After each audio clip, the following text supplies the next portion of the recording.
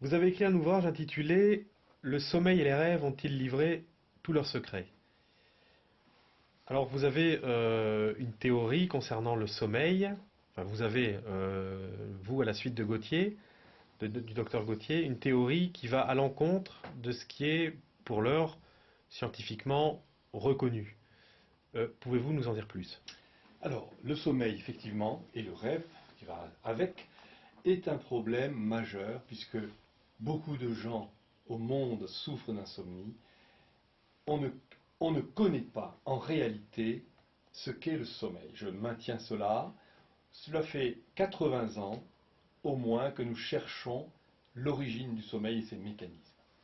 On a pensé évidemment que le sommeil avait son origine dans le cerveau, et en l'occurrence dans le bas cerveau. Dr Jean Gaultier a montré qu'il n'en était rien.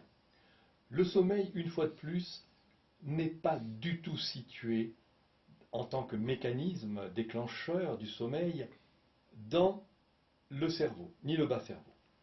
Le sommeil est un phénomène purement d'origine thyroïdienne. C'est révolutionnaire, évidemment, par rapport à ce qui est reçu actuellement, mais encore une fois, cela est dû, enfin en tout cas, le fait de dire que c'est d'origine nerveuse est dû à la prééminence permanente depuis 100 ans au moins du cerveau. Donc rien n'échappe au cerveau, que ce soit le sommeil ou la sexualité ou les émotions, tout est cérébral. Gauthier est formel. J'ai écrit 2 ouvrages à ce sujet. Le sommeil est entièrement d'origine thyroïdienne. Mais qu'est-il alors?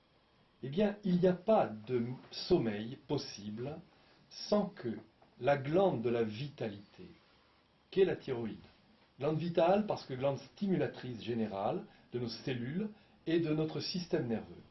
Nous le savons, les hyperthyroïdiens, basedoviens, ou tous ceux qui sont sans être basedo-thyroïdiens, sont tous des nerveux. La nervosité, on dit quelqu'un il est nerveux, mais en fait on devrait dire il est thyroïdien. Il y a une alliance très étroite entre la nervosité et la thyroïde. Le sommeil est donc cette capacité pour la thyroïde de se mettre en hypofonction lente, progressive, ordonnancée, naturelle. Chaque fois qu'un sujet a épuisé cette centrale énergétique qu'est la thyroïde, en fin de journée, le sujet s'endort. Petit à petit, il est fatigué d'abord, et puis il a une propension à somnoler. Nous le voyons chez les enfants, en tout cas les petits-enfants, ils dorment tout de suite lors de leur repas, ils ont sommeil. C'est la thyroïde qui est responsable de cet état de somnolence et de sommeil. Ce n'est pas le cerveau qui déclenche, si on reprend les expériences de Cannon, qui a montré que c'est la thyroïde, enfin, c'est Gauthier qui l'a interprété ainsi, ce n'est pas le cerveau qui commande à la surrénale, c'est vraiment la thyroïde qui commande à la surrénale. De même pour le sommeil, c'est vraiment la thyroïde qui est à l'origine de cette apparence, de cet état clinique, ce phénomène qu'on perçoit comme étant le sommeil. La personne commence à baisser de régime, elle est fatiguée, elle est lente, elle bâille, et puis elle se couche. Il se passe quelques minutes, et elle s'endort, elle perd conscience, elle perd la sensibilité, l'adaptation, les émotions, et elle est comme morte, comme je disais, l'apparence de la mort. Et comment se peut-il alors qu'on ait pu déclencher un sommeil en excitant une zone particulière Alors du cela est cerveau? dû à tous les automatismes enregistrés. Il n'y a rien de fonctionnel dans notre économie qui ne soit capable d'être enregistré en mémoire. Autrement dit, tout y est dans le cerveau, que ce soit l'adaptation, que ce soit l'émotion, le sommeil, tous nos automatismes fonctionnels ou adaptatifs sont dans le cerveau. Si donc nous allons titiller une zone enregistrée, nous allons produire par réversibilité une opération fonctionnelle qui est due à une engrammation préalable des modalités du sommeil ou autres. Nous les reproduisons et nous formons, nous reproduisons cette capacité d'origine, cette capacité de dormir, par exemple, nous la reproduisons en agissant directement par une microélectrode ou autre, sur le cerveau. C'est la même chose pour toutes sortes d'activités. Nous pouvons toujours faire que le cerveau réponde, et ce qui a fait croire d'ailleurs qu'il est à l'origine de nos opérations et de toute notre adaptation. En réalité, la mémoire est le pur produit des enregistrements dus à la thyroïde. La preuve, c'est que les hypothyroïdiens n'ont pas de mémoire. Et c'est en leur donnant force extrait thyroïdien que nous redonnons de la mémoire. C'était le cas du docteur Jean Gauthier, qui a récupéré sa mémoire par de très forts extraits thyroïdiens, jusqu'à 40 grammes par jour d'extrait. C'était très fort à l'époque, puisque la dose moyenne, c'était 10, 12, 15 centigrammes. Donc, cette relation entre thyroïde et mémoire n'est pas douteuse. Elle est douteuse, certainement, pour les neuroscientifiques et les scientifiques actuels qui ne sont pas du tout branchés sur ces travaux, bien sûr. Mais donc, je réponds à votre objection. Si donc il y a effet, c'est parce que nous avons déjà dans le cerveau une mémoire des enregistrements, mais une mémoire des fonctionnements, mais pas une origine des mécanismes. C'est une mémoire. Une mémoire, c'est toujours postérieur à un stylet primitif, par exemple un CD. Un CD enregistré d'une musique de Mozart, ben, la cause de la musique, ce n'est pas le CD. Alors vous dites, le CD, vous passez en lecture le CD, ben vous dites, la cause de cette musique, c'est le CD. Mais non, la cause de la musique, c'est une image évidemment, c'est le fait d'un enregistreur, une tête de lecture, enfin, disons un procédé d'enregistrement dans le CD, qui est la cause même de la musique que vous pouvez entendre après coup par la lecture. Donc c'est la même image. Et donc à propos des rêves, Dans le rêve, selon le docteur Gauthier, tout est simple en fait. On a compliqué ça au maximum, puisqu'on cherche dans le locus ceruleus, c'est-à-dire dans des zones nerveuses ponctuelles du bas cerveau, l'origine neuronale de ces efficiences subtiles et extraordinaires d'ailleurs, comme si un neurone pouvait produire une imagerie, n'est-ce pas? Puisque l'imagerie qui est produite, elle est une mémoire d'une image enregistrée au préalable par la thyroïde. La thyroïde est l'organe vital qui fait qu'on enregistre toutes les modulations adaptatives, et tous les organes sensoriels d'ailleurs ne peuvent fonctionner que par la thyroïde. Par exemple, Gauthier disait que un myxédémateux, c'est-à-dire un hypothyroïdien, n'est pas aveugle, il n'est pas sourd, mais il n'y voit que très mal et ils entendent très mal. Quand on les compense en extrait thyroïdien, on augmente leur acuité visuelle et auditive. Donc le rapport entre l'acuité sensitive ou sensorielle et la thyroïde est patent. Le rêve est donc une efficience qui se produit au moment même du réveil. On ne peut pas rêver lorsqu'on dort profondément, par définition. mais pourtant, c'est bien lors du sommeil paradoxal que des enregistrements sont effectués Oui, sur tout à fait. les Alors, électroencéphalogrammes. exactement. Nous avons constaté, enfin, les scientifiques, depuis 60 ans maintenant, ont montré que le sommeil paradoxal était le sommeil des rêves.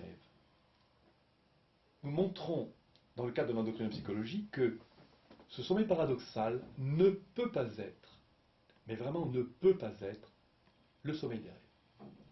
C'est impossible, pour plusieurs raisons. La première, c'est que lorsqu'on rêve, c'est que se forme sur notre rétine, par réversibilité d'une excitation neuronale enregistrée, des imageries, toutes sortes d'imageries extrêmement fantasques, selon la qualité du sujet au moment même où il se réveille.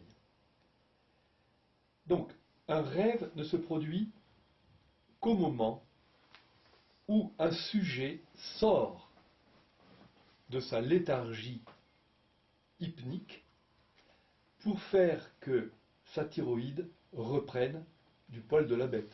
C'est-à-dire que la thyroïde sort de sa léthargie, elle monte en puissance, elle vient irriguer, exciter, vitaliser les neurones enregistrés et reproduire les modulations sensorielles, adaptatives, sentimentales, toutes sortes de modulations, sur nos périphériques, notamment les yeux, parce que c'est des images.